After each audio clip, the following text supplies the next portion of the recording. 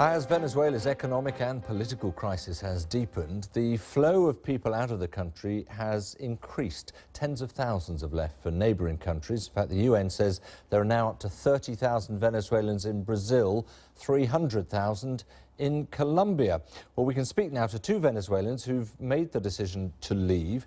The economist Marina Mantilla Lopera now lives in Colombia and joins us from there. Thank you very much indeed for joining us. Also here in the studio with me is Juan Leopoldo Martinez, who's a Venezuelan who's been studying here, in fact, for the last year. But I want to start with you, actually, Juan, because you are ready to go back again. So your decision to leave was not based entirely on what was going on in Venezuela.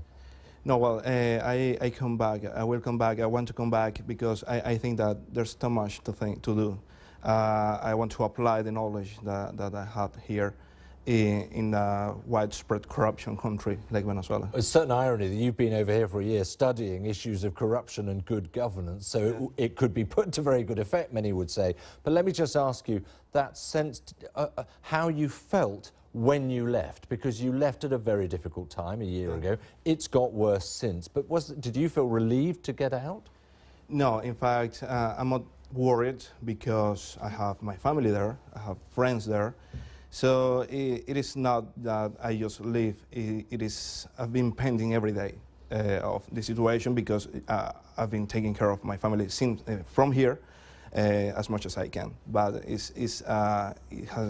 I've been worried about it all the time. Yeah, I can imagine. Yeah. But Marina, let me ask you a similar question in a way. Juan Leopoldo had a reason to go, which was a particular course. What was the reason for you to get out?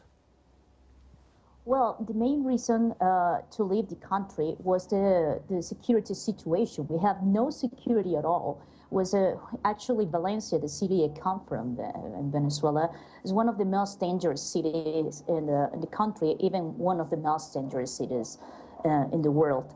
So I was feeling in danger. I didn't have any quality of life. So I was looking for some quality for living. I was looking for a country or a place where I can stay or I can live legally. So that's why I've chosen Colombia, because I have both citizenships and it's right beside my country. So I just needed that. I just needed quality life. I just needed to feel safe, and you know, and having incomes that could be enough for living for every day. And do you feel, sorry to interrupt you, do you feel that you made the right decision in terms of quality of life? Because of course you also have friends and family back in Venezuela. Indeed, I did the right decision because I couldn't expect no more for my country to get situation in a better way. So yes, it was hard because it's a different country. Even we have the same language, but it's different slang, different culture, and I had to adapt to this new culture. But definitely, it was a very good decision to move here. Right, Juan Leopoldo, you've probably seen day in, day out this deterioration of your country, and therefore, as you pointed out, that affects your family, your friends, the situation. You're talking about wanting to get back there and do something to help. Let me be brutal about it. What can you do? And certainly at the moment, it feels like it's not a moment where someone can come in and change very much. Well, let me say you something. After all of this that happened in the country, I feel and I have seen that the new generation of politicians have a different perspective of how the country should be managed. So we have learned of what are the mistakes that drive us to this situation. Well, to the extent you think a corner is being turned, that there is a changing cultural attitude. Yeah, but in the new generation of politicians, not in the old one. Ah, right, and that's the problem, because the old one is the one in charge. Exactly, but there's the possibility to make a change. I mean, it may be not a change immediately, but it will be. So let me put it to you this way. Would you go back and be one of those on the front line of protests? Would that be your perspective? You've got to go out there and fight for your country. I don't mean necessarily literally, but go out there and protest and do your damnedest to get a country that you'd be proud of. Whatever it takes, because I think that everyone have to give a part on the reconstruction, rebuilding of the nation. I think it is important.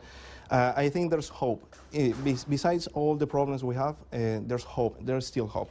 Let me take that, Marina, over to you. Do you feel there is still hope? Because you have no plans to go back?